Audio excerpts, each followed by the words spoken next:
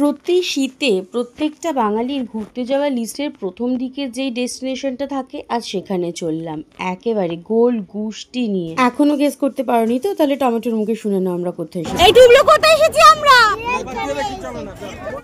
Yes, চিড়িয়াখানা এসেছি আমরা। দিনটা ছিল 28শে ডিসেম্বর। গিয়ে দেখি গোটা কলকাতার মানুষ সবাই মিলে চিড়িয়াখানাতেই উঠে এসেছে, আর প্রচুর ভিড়। আই হেট ভিড়। যাই হোক, তারপর দেখা হলো কুমির আর বাঘের সাথে। এই বেবি, বাঘ দেখেছো? কেমন বাঘটা? সুন্দর, বিড়ালের মতো দেখতে। হ্যাঁ হ্যাঁ।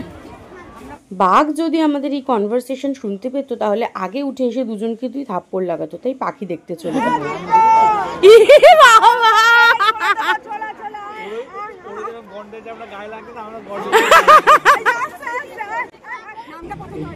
আমার বড় মামি আর দীপ্ত সারাক্ষণ দুজনের পিছনে লাগছে। গন্ডারটাকে দীপ্তর নাম ধরে রাখছে আর বলছে গন্ডারের নাকি নামটা পছন্দ হয়েছে। এরপর সাপের ঘর থেকে বেরিয়ে এসে এত ভিড় ঠেলে তারপর হাঁটাহাঁটি করবার ক্ষমতা নেই, তাই আমার একটু জিরিয়ে নিচ্ছিলাম আর প্ল্যান করে নিচ্ছিলাম এরপর কোথায় যাওয়া যায়। হনুমান দেখতে না পাওয়া আফসোস করছিলাম বলে টমেটো একটু গাছে উঠে আমাদের সবাইকে দেখিয়ে দিল। এটা আমার ফেভারিট পার্ট, খাওয়া দাওয়া। নর্মাল ডেতেও খাওয়া দাওয়ার পার্টটাই আমার সব থেকে ইন্টারেস্টিং লাগে, বিকজ আমি খেতে ভালোবাসি। এক জায়গায় গোটা ফ্যামিলি মিলে খেতে বসা, মজা, গল্প, হাসি, খেলা, আলাদাই মজা, আলাদাই স্যাটিসফ্যাকশন। সবাই সবার পিছনে লাগছে, আর আমার পেছনে কেউ লাগলে আমি একদম সিরিয়াস হয়ে যাই।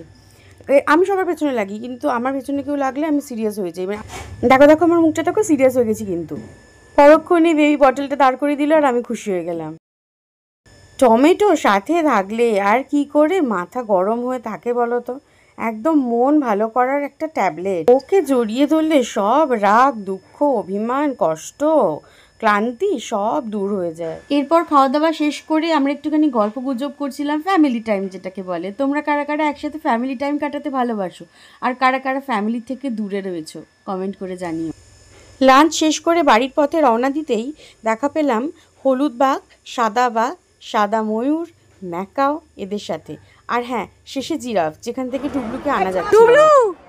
টুবলু বাড়ি চ, বাড়ি চ। জিরাফগুলো এত সুন্দর কাছে এসে এসে ঘুরছিল, টুবলু খুব খুশি হয়ে গেছিল দেখে, আর ওই জন্য বাড়ি যেতে চাইছিল না। কিন্তু সন্ধ্যা হয়ে আসছিল, বাড়িতে ফিরতেই হবে, তাই বাড়ির দিকে রওনা দিলাম। ভিডিওটা ভালো লাগলে লাইক করো। শেষ।